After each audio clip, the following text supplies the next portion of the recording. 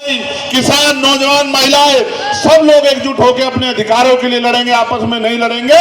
जब ये भाईचारा बनेगा तब बहुजन बनेगा, इसके बगैर बहुजन नहीं बन सकता है। आज बहन बेटियां सुरक्षित नहीं है, जुल्म ज्यादती हो रही है। मेरे पास 3 एप्लीकेशन है।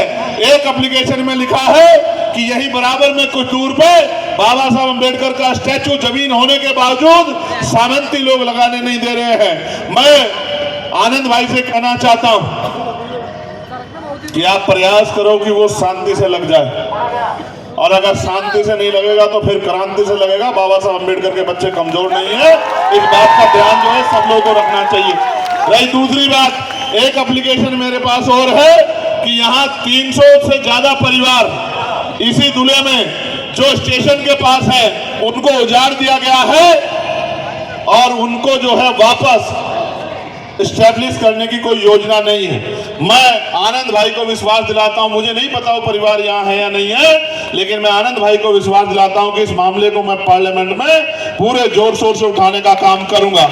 और अगर उसके बाद भी बस नहीं चला तो मैं यही दूल्हे में आके आपके साथ आंदोलन में बैठने का काम करूंगा, घूमने और इस सरकार को जिताने का काम करूंगा कि उनको उनके घर मिल सके।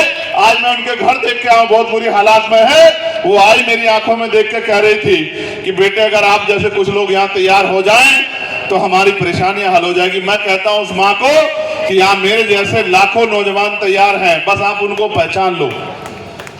ये जो नौजवान इस मंच में बैठे हैं, ये जो जिम्मेदार लोग इस मंच पे बैठे हैं, ये हर एक शख्स जो है चंद्रशेखर आजाद है। आप बस मेरी तरह, जिस तरह उन्होंने मेरे हाथ मजबूत करे हैं, आप इनके हाथों को मजबूत कर दो, फिर देखना कि आपकी तरफ कोई आंख नहीं उठा के देख पाएगा। और एक एप्लीकेशन मुझे दी गई है हमारे सम्मानित साथियों द्वारा, जो महार रेजिमेंट में जो परेशानियां आ रही है मध्य प्रदेश में जहाँ यूनिट है, उनको लेके मैं उनको विश्वास दिलाता हूं। उनकी एक सबसे बड़ी जो तकलीफ है वो ये है कि पहले महार रेजिमेंट में जय भीम का नारा शान से बोला जाता था, यही है नहीं है भाई। अब रोक रहे हैं कि जय भीम का नारा नहीं लगाने दे रहे हैं। मैं आपको विश्वास दिलाता हूं कि सरकार की ईंट से ईंट बजा देंगे अगर इनकी मांग पूरी नहीं हुई, और जय भीम का नारा उतनी जोर से लगेगा जितनी जोर से लगना चाहिए था। वो हमारा अधिकार है। और कितने मेडल हमारी महार रेजिमेंट के साथियों ने गौरव के साथ प्राप्त किए हैं, वो इस तरह से हमारी भावनाओं के साथ खिलवाड़ नहीं कर सकते।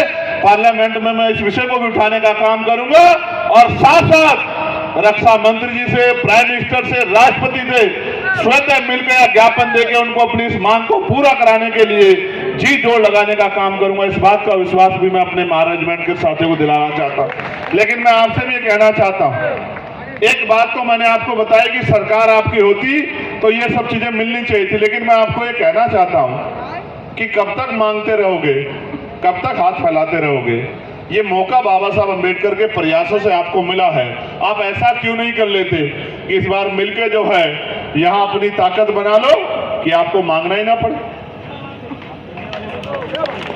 भाई हम भी रोटी खाते हैं नहीं खाते हैं, हम भी अच्छा बुरा समझते नहीं समझते। जब हम सर्दी आती है तो उससे पहले कपड़ों की व्यवस्था करते नहीं करते गर्म की, जब गर्मी आती है तो ठंडे कपड़ों की व्यवस्था करते नहीं करते, जब बरसात आती तो अपने टूटे हुए घरों पे तरपाल लगाते नहीं लगाते। तो जब हम इतने समझदार हैं कि शाम में रोटी नहीं है इसलिए आटे की व्यवस्था करते हैं, घर में सब्जी नहीं तो सब्जी की व्यवस्था करते हैं, गैस नहीं तो गैस की व्यवस्था करते हैं, तो अपनी लड़ाई लड़ने के लिए एक मजबूत नेता की व्यवस्था क्यों नहीं करते तुम लोग? असेंबली में तुम्हारे पास मजबूत आवाज होनी चाहिए नहीं होनी चाहिए बताओ? दूल्हे के मेरे साथियों, ये जो आनंद है ना, अगर वास्तविकता में तुम लोगों ने कमर कस ली तो दूल्हे में आनंद ही आनंद हो जाएगा। मेरी बात को आप याद रखना।